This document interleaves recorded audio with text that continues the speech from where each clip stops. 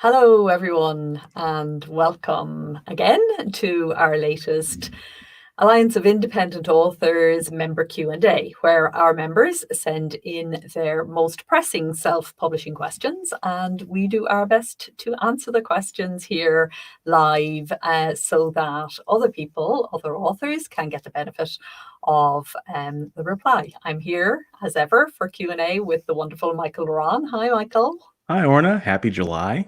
Happy July, happy middle of July. What on earth is happening? Are you unlocking where you are? Yeah, we're doing the best we can. We're trying to get out of the house, but it's still, with numbers and stuff going up, we're always concerned, but Yeah, just hanging in there. you guys are having a tough time over there. Yeah, but and with little ones, you still have to be careful. So yeah, Yeah. I get it. Yeah. Okay, well, we have lots of questions this week, as ever, and we have people coming in. So, hi, folks, do say hello and tell us where you've come from. And if you have any follow-on questions from the questions that we're discussing here, if we have time, we'll pick up on those as well. So, do feel Okay. free to add your questions and comments. But shall we go? Yeah, and just real quick, a public service announcement. The book, 150 Self-Publishing Questions. If anyone doesn't know, we've been working on a book, and it's 150 self-publishing questions, ALLi's Guide to Writing, Publishing, and Book Marketing. That book marketing tips that every indie author and poet should know. That's coming out Monday, July 27th. So those of you who signed up for review copies, thank you. That's fantastic. For those of you who didn't, I realized that I gave out a wrong link last month. It's totally embarrassing for me. So just reach out to me at authorlevelup.com/contact. Fill out the contact form if you would like a review copy. I would be happy to send that to anyone in ebook and audio.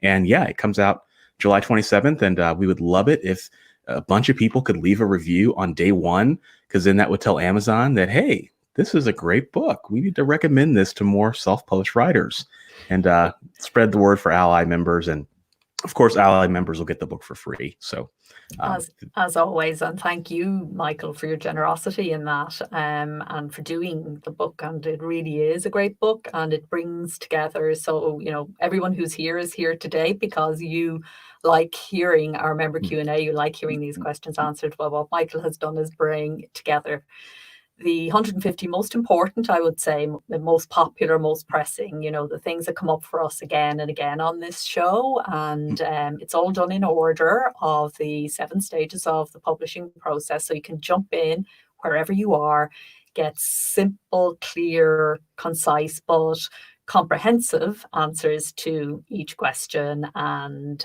yeah, it's a great service. So we would love if you could support us indeed by reviewing and by telling other people about it. yeah, All right. absolutely. And if you love this podcast, you're really gonna love this book. Let's just put it that way. And Meredith Bond asked, can you put the link to that in the comments? I don't know if I can, Meredith, but I'll repeat the link again. It's authorlevelup.com/contact. Just reach out to me. I'll be happy to help you out. So I'm putting it in as we speak. Okay, thank you, Orna. I appreciate it. I'm not doing 2 things at once. So Yeah, you can read the first question while I do this. I will. And our first question comes from member Marin. And the question is, how do I manage my time as an author? Marin reached out and said that there's just so many things to do as an author: writing a book, marketing that book, formatting, social media. What is an author to do? Well, this is a question now for Michael Ronn, I have to say, because people often say to me, I don't know how you do what you do, or how do you do what you do? And I say, I just look at Michael Ronn and then I get on and do with the next thing I have to do, because Michael is the person I know who fits in, just to give people a quick flash through all the things that you do. And then you can give your kind of time management tips. And then if there are any left over, I'll give mine. Yeah, you bet. Just Cliff's notes. First and foremost, I'm a father. So I have a beautiful 5-year-old daughter, beautiful wife, puppy, rabbit. And I'm also I work full time at a Fortune 100 insurance company as a consultant.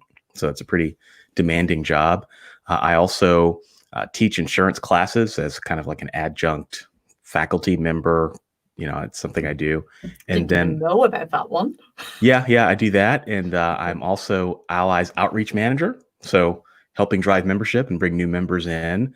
I have a YouTube channel. I have 3 podcasts, and I'm in law school. So I'm finishing up law school. So I've kind of figured out how to build a writing career while doing all of those things, somehow managed to still be here and continue doing what I'm doing on a daily And basis. tell people who don't know how many books you've managed to write in Yeah, the middle of all that.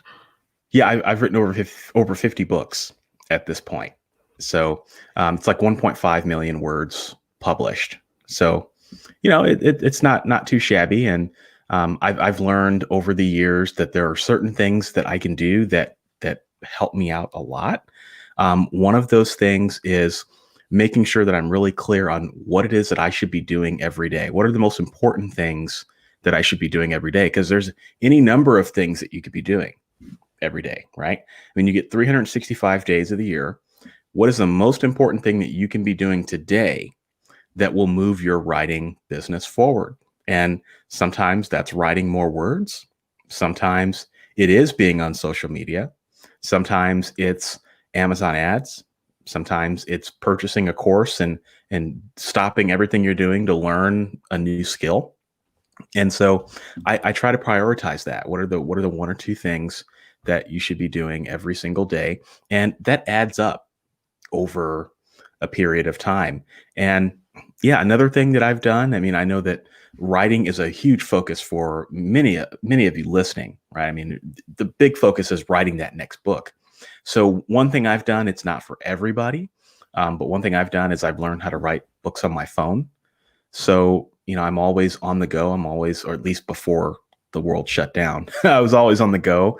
So I learned how to write books on my phone using Scrivener iOS. So I was able to write books while I was at the doctor's office, write books while I was in the backseat of an Uber. And it was really more of a necessity thing. It's not that's because I wanted to do it. It was because I really had no choice if I was going to continue writing. And dictation, I learned how to do that. All those things save you time. And when you get to a point where you can start affording a little bit more expenses, then you consider outsourcing. Outsourcing your time, outsourcing things that maybe just aren't a good value add for you, but would be valuable if someone else could do them. I mean, maybe that's email, maybe it's some of your marketing. All that is time management. But I think it's also equally important to start to look at everything you're doing today and figure out what you shouldn't be doing. So are there things that are wasting your time? Like, for example, very, very easy example. If you're spending a lot of time fixing page breaks in Microsoft Word, switch to Scrivener or Ulysses or another writing app, because your time is too valuable when you're writing. It's hard enough to find time to write. The last thing any of us wants to do is spend time in Microsoft Word trying to troubleshoot, right? So if you spend 15 minutes every single day or 20 minutes trying to piddle around in Word, and you can eliminate that and you can save that 15, 20 minutes, then that adds up over time. You don't have to spend hours and hours a day every day writing. You can develop a writing business, and a great writing business, and a book that you're really proud of with only 30 minutes a day. It's just a mindset shift. What do you think, Orna?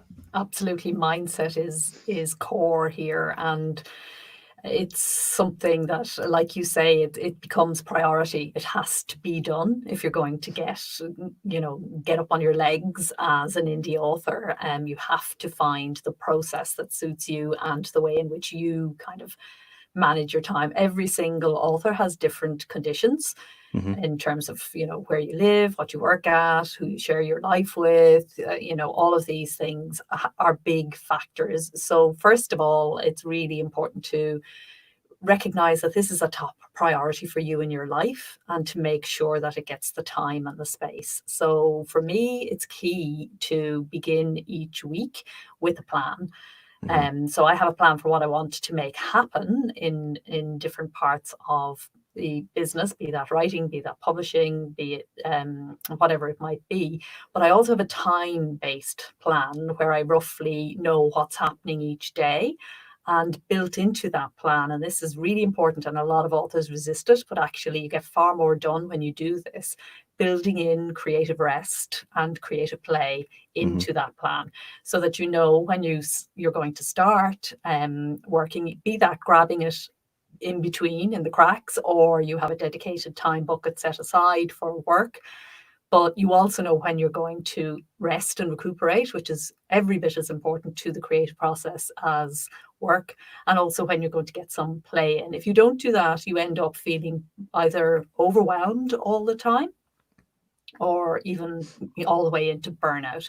So it's really key to have some practices that kind of settle the mind. It's a very mentally intensive job that we do.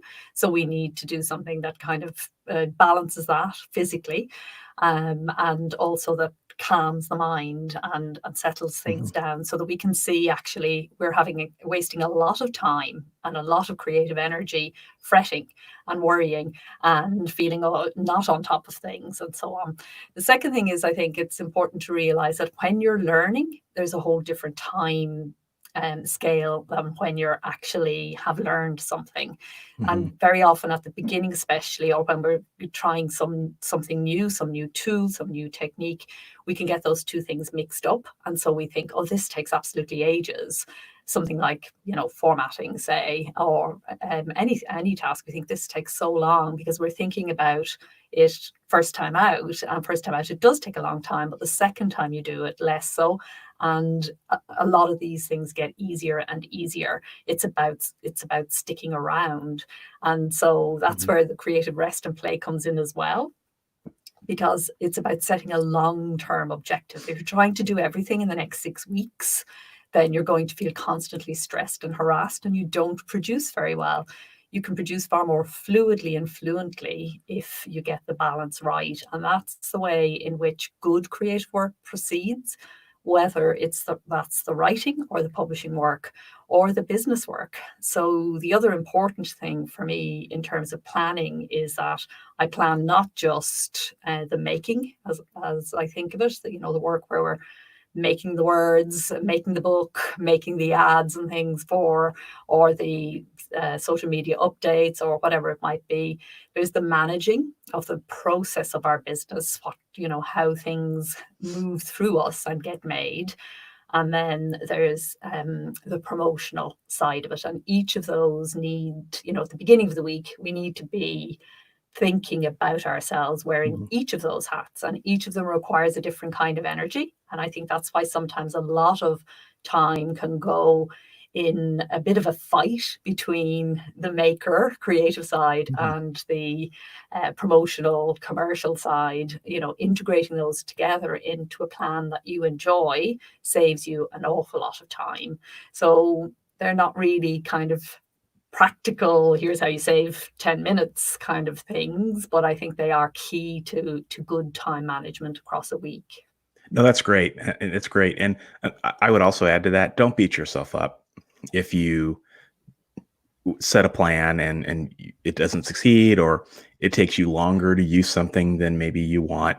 That's just par for the course. That's how things go. And I love your comment on how the time scale changes if you're learning something. It's kind of like running a mile for the first time. It feels like you're going to die, when you run your first mile. But then slowly over time, you start to shave off time off of the mile, and you can run a mile without even thinking about it, right? But the first time you run a mile and you've never run a mile before, it's going to be really painful. And you're probably going to have to stop a few times and double over and pant, and that's just how it goes.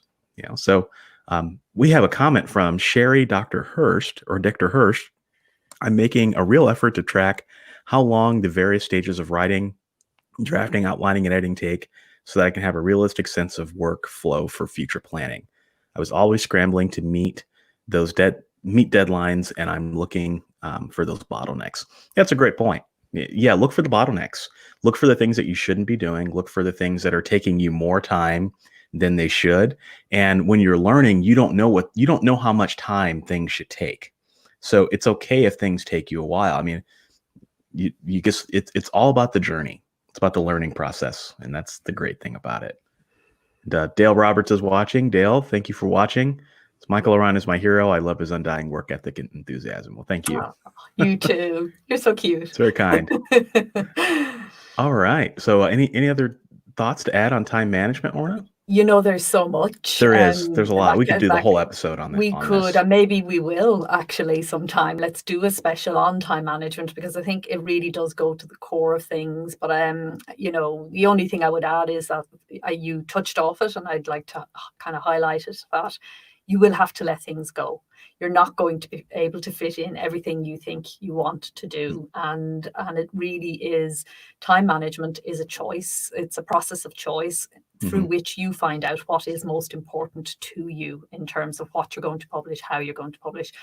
And not everything has to be done at once. I think this is a mistake that I see a lot of indies make, and I've made myself, trying to do too many things at the same time. Yep. Much better to do, and you're good at this, Michael, to do one thing at a time, go all the way through, get it finished, then do the next thing, and not to open too many boxes all at once. It inevitably takes longer, I think, because you've just got that journeying from one thing to another going on. And I mean, we could go on and on, but we can't. Yeah, We've got other questions. Yep. And we'll Marie, we'll get to your question here maybe at the end. I see your question on writing apps or on apps. So member Steven asks, he reached out to KDP and was wondering when they would distribute books to libraries. What's your take, Orna? Do you think KDP will ever distribute books to libraries? Well, nobody ever knows what KDP is going to do for sure, but my guess would be no. KDP is very much, Amazon is very much about getting the whole world into their system rather than distributing out to other systems. So my guess would be no. There are plenty of other services that do feed libraries. Kobo has just, and Overdrive have just got a very good arrangement now. There are lots of ways now for indies to get into libraries. Overdrive is the company you need to be thinking about, and they'll take you most places worldwide. But I wouldn't be waiting around for KDP. Who knows? You know, maybe, but I don't think so. What do you think? Yeah, I mean, unless KDP acquires Overdrive, I don't see it. There's just too much.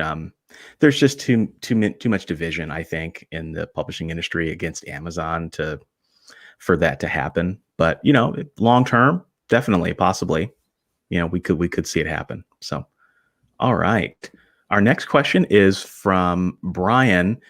Brian asks, how do I get a manuscript's legality checked?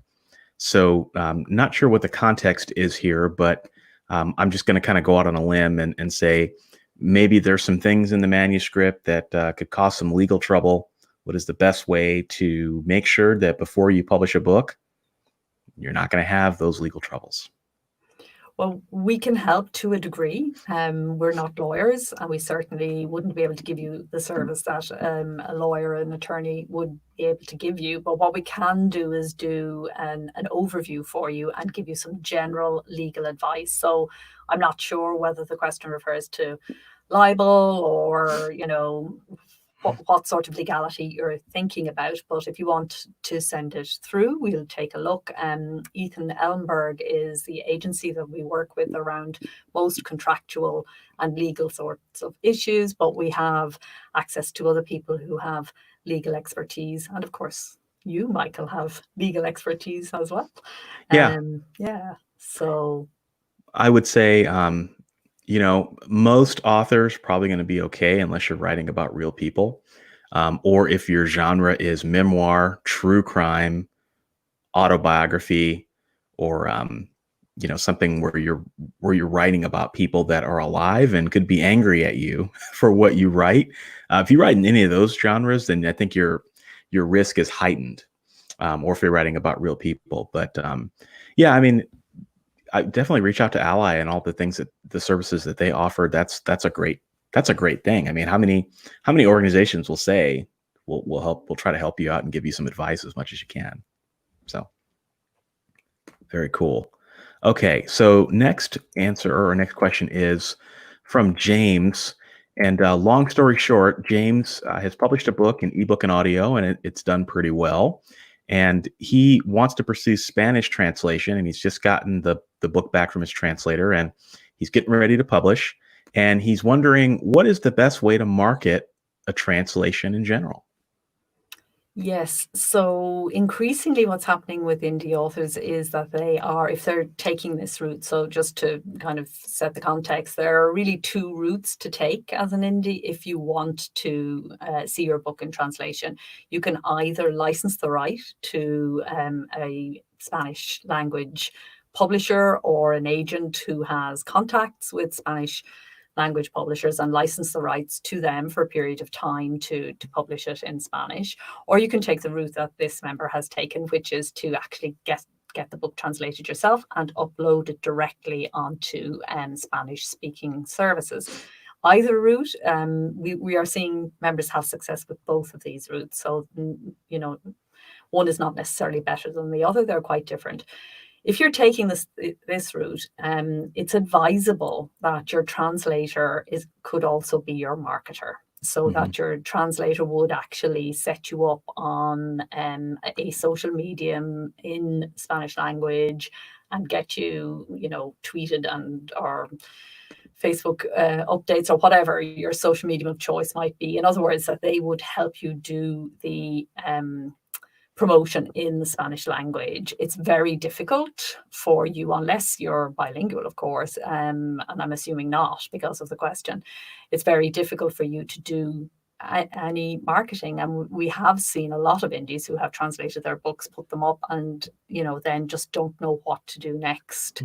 So it's either about hiring a marketing service on the ground in those places, and unfortunately, we, as yet anyway, are not able to recommend any services outside of the English language. So we wouldn't be able to say, that's an approved service or not, as we do in English language speaking services. You are a pioneer. As yet, this area is not fully developed. And so that means both opportunities, but quite significant challenges. So everybody who solves this for themselves helps somebody else to solve it the next time. So do let us know what you decide to do and how you decide to approach it. Yeah, no, I think you answered the question perfectly. So, our next question comes from member Tina, and she asks, what are some helpful tips for first time authors on how to find the right literary agent? Okay, it's interesting. It's not really our approach. A first-time author is very unlikely to be able to find a literary agent now these days. It gets harder and harder.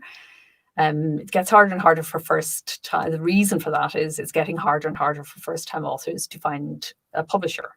And, so agents are looking for authors who have a body of work behind them and who clearly demonstrate that they are writers. There's a thing in the publishing industry where the first book for a while became a big deal because for various reasons within trade and corporate publishing that I'm not going to go into because it would take too long and it's not really that important. But for a while, the debut author became very central to publishing, and you got a lot of first-time authors making big deals and then either succeeding and going on, which in small minority, or not doing well and being dropped. And that was a sort of a trend that came in the late 2000s, like around 2009 to 2010. And has continued a bit since. But in general now, there's less and less interest in the first-time author. And there are all sorts of reasons for that. It's difficult for an agent to make money on one book and therefore to take a punt on an author. What agents are actually doing now is they're taking interest in self-publishing authors who have already put their work out there and who have demonstrated that they can sell books and so on. So you have to make a decision if you're going to spend your time submitting and pitching agents around your one book, or if you're going to spend your time getting on and writing the next book. we would highly recommend that you get on and write the next book rather than looking and wait for the time when an agent comes to you, or at least for the time when you have a story to tell that agent. So, agents look for records in terms of awards and prizes or sales or something that tells them you've got what it takes. Fewer and fewer agents are going just on the basis of a good book, because to be frank, there are too many good books out there. There are so many people writing so well now. And the whole industry has just raised its game hugely in the last decade. So our advice, I know Michael will agree with me, it would be to get on, write the next book, probably publish it yourself, and get stuck in with getting a relationship with your readers, understanding your niche, understanding what you do, and then an agent or a publisher will come looking for you. And if you have publisher interest, you'll have no trouble getting agent interest. Yeah, and I agree with that wholeheartedly. Another reason I agree with that is because first-time authors are frequently scammed by unscrupulous agents as well. Now, that's not to say that literary agents are bad, but there are some bad actors out there. And if you're a first-time author, you are particularly a target. So it's far better to be more successful to attract an agent, because then you're going to attract more reputable people than to go off and find someone who may not have your best interests at heart. So there are lots of resources out there to help you identify good actors and bad actors, but that's just something else that you need to be aware of. Yeah, good, very good point. And publishers too. Yeah. We get every single week, we get people coming onto the forum saying, I just got an email from ABC publisher saying my manuscript is fantastic, send it over. And then you realize they're not a publisher at all. Yep. They're a service, and they're going to charge you for the privilege. And you're much better off to learn how to publish yourself at this stage. It's a great skill for every writer to have, even if you don't always use it and you don't go on to be fully indie for the rest of your life. Knowing every author should self-publish at least once, because you learn so much from doing it. Yep, I agree. All right, so we'll get back to Marie's question. Marie Nicholson asks, back to our time management, do you use any particular apps to help you with time management? How about you, Orna? What do you use? The only thing I use, I use pen and paper. I have my own planning system, which I tried everything over the years, and anything on a computer doesn't work for me. It just feels too harsh and like a big bad boss or something. It doesn't work. So I have my very own planning system, which I share with other people, which is very old-fashioned and very, very analog, pen and paper based. I do the one app that I do use if things are crazy, and they get crazy every so often around here, is Freedom or No Social, where I just make sure I shut down the internet, because I'm tempted, because emails are coming in, there's so much going on or whatever, so that I just get into that focus zone. I don't have to do that all the time, but I go through periods where it becomes necessary. So that's the only app, which is really about just blocking out the time and the space and the focus to do the deep work. And it's not an app at all, but it is a habit that I would encourage everybody, is to do the most important thing in the day first. And the thing that nobody is calling for, the thing that there is no deadline for, that nobody cares about you doing it, except you, and that's your next book. Try and get that done as early as possible in the day as you can. Put, the concept of putting things first is kind of important. But I'm not really an app person when it comes to time management. Are you? Oh yeah. I'm definitely an app person. Yeah, I love your comment on getting the most important thing done. Mark Twain always said, if you can eat a frog before breakfast, then everything else is much easier. So eat that frog in the morning and everything is good. I love it. I don't necessarily say that there is a time, like a dedicated time management app, but I have found that there are two things in particular that have been a game changers for me. The first is the right writing app. If you get the right writing app that fits you like a glove, then it makes your writing session so much better, because you produce more words. You don't spend time troubleshooting. So Scrivener and Ulysses for me are apps that I feel like I know how to use them. I spent some time to learn how they work. And so when I show up to the page, I don't have any problems because I can focus on the writing, and that there's so much to be said for that, especially people that are using like Microsoft Word or open office products, where you end up, I mean, they're bless their hearts, but they're just not meant for writers. So having the right tool will save you a lot of time. Also, having the right email client also will save you a lot of time. Now, I don't know about everybody else's situation, but I drown in emails sometimes. And being able to have an email client that I can get through emails really quickly is really, really helpful. So like Inbox by Gmail, when they had that out, that was a great tool for me because I could fly through my emails a lot faster. So if you're one of those people that your life is driven by email, also having the right email client would be helpful, because the more successful you get, the more email becomes a problem. It's interesting what you're It's saying. a big problem. Yeah, absolutely. I agree with every word you're saying. And it's interesting because I was thinking very linearly in terms of just time management apps per se. Mm-hmm. If we're talking in that more, that wider context of tools that help you to save time that you use very consciously, for me, the number one has to be Dictation. Yep. And I use the Dragon app because I do find it the best. There are lots of different dictation apps, and indeed your computer comes now with a pretty good one, and your phone comes with an excellent one. So you may not need it, but Dragon does give you the length and all sorts of things, and where you can do your writing across different devices. And again, it just makes everything extremely convenient, and I like it. It suits me. So it just made all the difference in the world. So like you, I fly through emails when I do them through Dictation. I don't fly through emails when I find myself ploddingly typing back to somebody, which does happen every so often, that you just find yourself there, why am I typing this?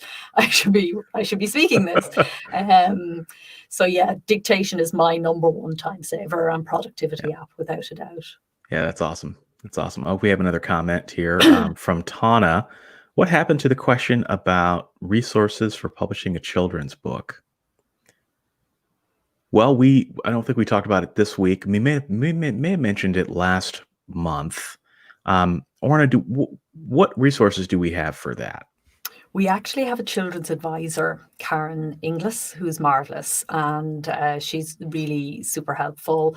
If it's children's books are like, say, poetry or fiction, children's books is what we call a macro genre. So without knowing the specifics of what age group you're talking about, the type of book, is it a picture book, is it just a textbook, the resources and the information that we would give would vary greatly depending on that. So a sort of, perhaps there was a submission about a general question about resources for publishing children's books, which we may not have included in the mix because, as I say, it's impossible to give. It's like saying resources for publishing a novel. It's huge. We need to know a little bit more about the type of book.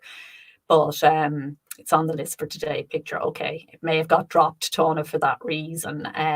So apologies for that if you were expecting it. But if you come straight back to us by email or any other way, that the many ways that you can contact us, we'll be able to go into more of the specifics and put you in touch with you. If you go to the ALLi team page, you'll see Karen Inglis's contact details there.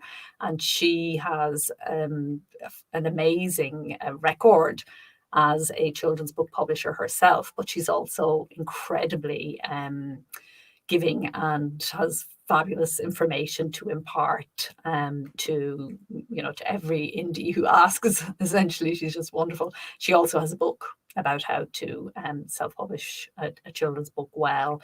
So I definitely would recommend you taking a look at that.